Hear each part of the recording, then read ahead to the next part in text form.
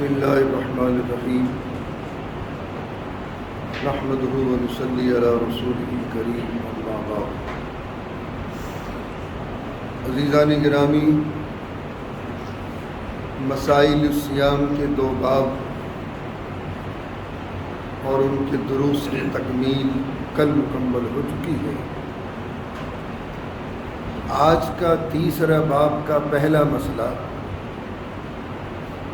یہ مسائل الصیام کا وہ تیسرا باب ہے کہ جن صورتوں میں روزہ ٹوٹ جائے گا اور اس روزے کی قضا واجب ہوگی، کفارہ واجب نہیں ہوگا۔ اس باب کا پہلا مسئلہ ذہن نشین فرما لیں۔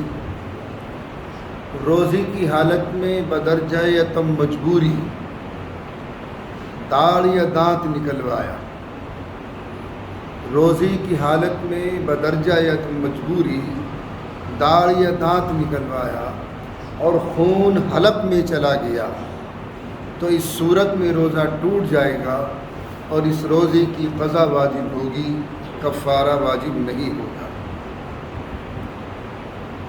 بدرجہ یتم مجبوری روزے کی حالت میں داڑھ یا دانت نکلوایا اور اس کا خون حلق میں چلا گیا تو اس صورت میں روزہ ٹوٹ جائے گا اور اس روزے کی قضا واجب ہوگی، کفارہ واجب نہیں ہوگا۔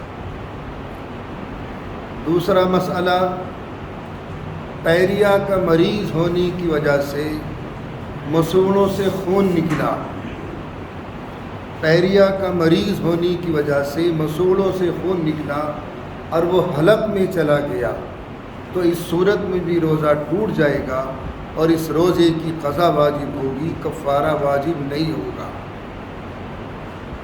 البتہ فقہاء نے اس میں ایک جزیہ اور نقل کیا ہے۔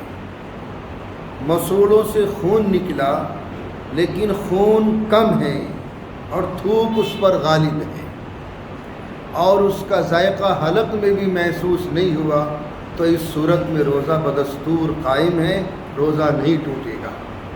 اور اگر خون تھوک پر غالب تھا پھر وہ حلق میں چلا گیا تو اس صورت میں روزہ ٹوٹ جائے گا اور اس روزے کی قضا واجب ہوگی، کفارہ واجب نہیں ہوگا۔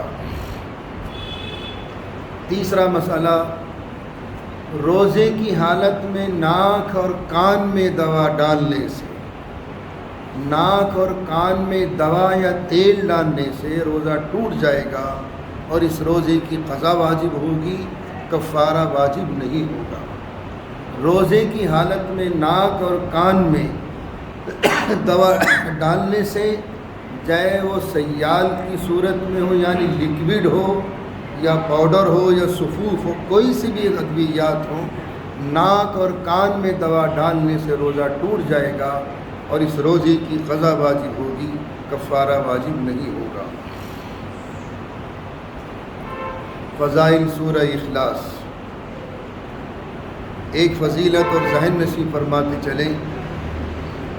سیدنا حضرت ابو ایوب انصاری رضی اللہ تعالیٰ عنہ اس حدیث کے راوی ہیں اور یہ وہ صحابی رسول ہیں کہ ہجرت کے موقع پر آقا نے انہی کے مکان میں قیام فرمایا تھا، یعنی یہ حضور کے میزبان بھی رہے ہیں۔